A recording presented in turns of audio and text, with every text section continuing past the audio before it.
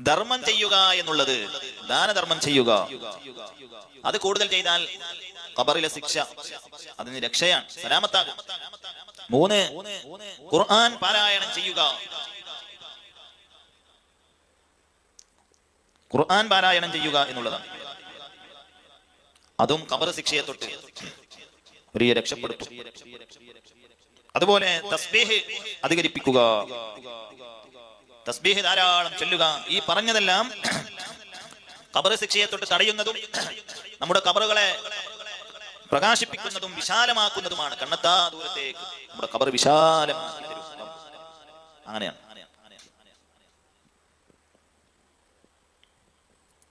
അതുപോലെ തന്നെ ഖബറിലെ രക്ഷ ആഗ്രഹിക്കുന്നവർക്ക് വർജിക്കൽ, ഉപേക്ഷിക്കൽ അനിവാര്യമായ 4 കാര്യങ്ങൾ. ഒന്നാമത്തത് കളവ്.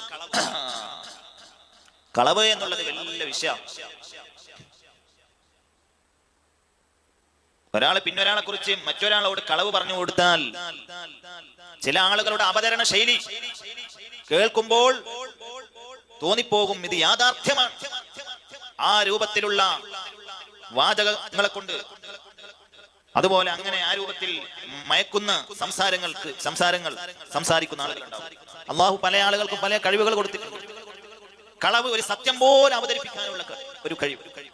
അപ്പോ ഒരാളെ കുറിച്ച് ഇല്ലാത്ത കാര്യം മറ്റുള്ള ആളുകളോട് കളവായി അവതരിപ്പിക്കുന്ന രീതി, അങ്ങനെ കളവ് പറയുന്ന ആളുകൾ ചിന്തിക്കേണ്ടത് ഇതെല്ലാം റബ്ബ് അറിയുന്നുണ്ട്, കാണുന്നുണ്ട്. ഖബർ എന്ന ലോകം വരാനുണ്ട്.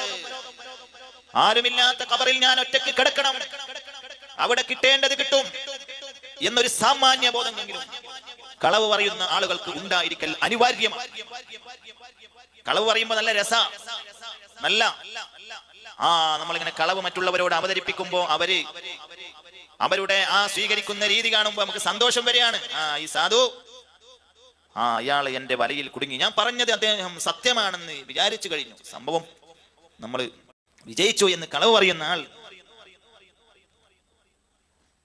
വിചാരിക്കും. അങ്ങനെ എത്ര ആളുകളാണ് മറ്റുള്ള ആളുകളോട് ഇല്ലാത്ത കാര്യങ്ങൾ കളവ് പറഞ്ഞു കൊടുക്കുന്നത്.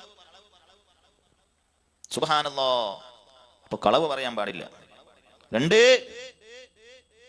വഞ്ചന എന്നുള്ളത്, വഞ്ചിക്കുക, ചതിക്കുക എന്നുള്ളത്. ഒരാളോടൊന്ന് പറയാ, മറ്റുള്ളവരോട് മറ്റൊന്ന് പറയാ. അങ്ങനെ വഞ്ചന നടത്തുന്ന ആളുകൾ, ഇതെല്ലാം റബ്ബിൽ വിശ്വാസമില്ലാത്ത ആളുകൾ ചെയ്യുന്ന പരിപാടിയാണ്. അള്ളാഹുവിൽ വിശ്വാസം ഉണ്ടെങ്കിൽ ചെയ്യും. അപ്പൊ അങ്ങനത്തെ ആളുകൾ ഖബറിൽ നല്ലോണം കിട്ടും എന്നുള്ളത് തന്നെ. 3 നമീമത്ത്, പരദൂഷണം പ്രചരിപ്പിക്കുക എന്നുള്ളത്.